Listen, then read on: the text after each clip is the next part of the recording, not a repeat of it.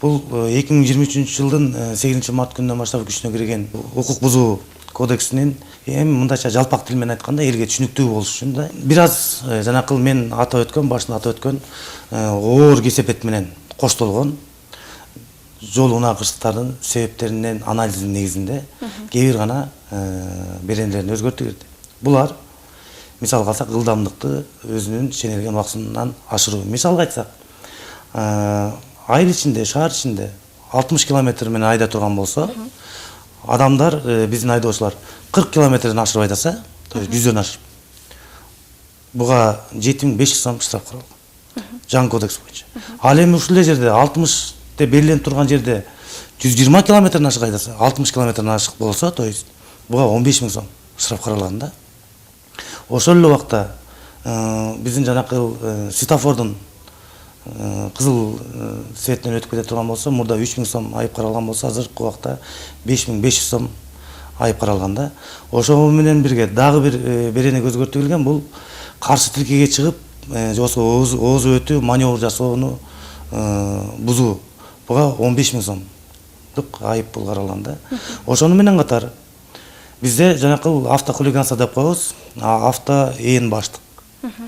Эми булар кандай эмнелер кирет бул авто ээн баштыкка? Бул өзүңүздөр билесиздер, жанакыл түн ичинде элдерди уктатпай, дрифовать этип, көчөдө чаң салып, ошол менен бирге жанакыл свадебный кортеждер болобу, нелер болот, чыгып алып ээн баштык жасаган айдоочуларга 15 000 сом айып пул каралгандагы, эгерде ошол эле айдоочу бир жылдын ичинде 2 жолу ошондойго бара турган болсо, экинчисинде анда бул 6 айлык мөөнөткө транспорт каражатын башкаруу укугунан айрылат да. Ошону менен бирге дагы бир берене өзгөртүү келген, бул жанакыл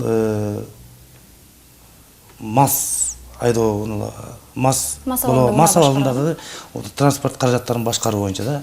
Бул боюнча биринчисине кармалганда 1 жылга айдоо укугунан ажыратылат. Если айдоочулук күбөлүгү жок болсо, болбосо такыр айдоочулук күбөлүгү албаган болсо, бул 3 суткага камакка алынат. Экинчи пунктунда каралган, бул айдоочу бул наркологиядан өтүүдөн баш тартса, отказ от прохождения медицинского свидетельства деп коебуз. Мында боло турган болсо, айдоочу 3 суткага камакка алынат, правосыз айдоочу. Ал эми айдоочулук күбөлүгү жок, такыр албаган адам болсо, ал 5 суткага камакка алынат да. Ошону менен бирге бул жол унагычына кабылып, материалдык зыян келтирилип, бирок кылмыштын жоосуну жок боло турган убакта бул айдоочулук күбөлүгүнөн 3 жылдык мөөнөткө ажыратылат да. Ал эми ошол айдоочулук күбөлүгү жок боло турган болсо, 7 суткага камакка алынат. Эми ошол эле жоосун өзүнүн мөөнөтү өтүп бүткөндөн кийин кайра кармала турган болсо, кайталана турган болсо, анда бул 3 жылдык убакытка чейин айдоочулук укугунан ажыратылат дагы, транспорт каражатын убактылуу токтотуш айга токтотулат.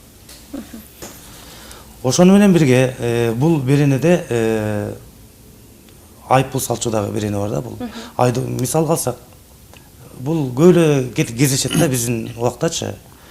Айдоочу өзү мас абалында болуп алып, айдоочу автоунаанын ээси өзү мас болуп алат дагы, жанындагы отурганга айтат: "Сиз мага караңыз, соорок экенсиз, азыраак ичкенсиз.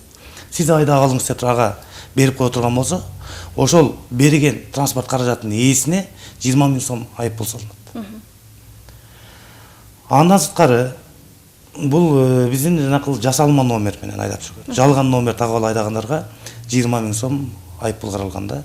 Бирок если ошол айдоочу ушул эле жоосунду 1 жылдын ичинде 2 жолу кайталай турган болсо, анда бул 1 жылга чейинки айдоочулук укугунан ажыратылат да.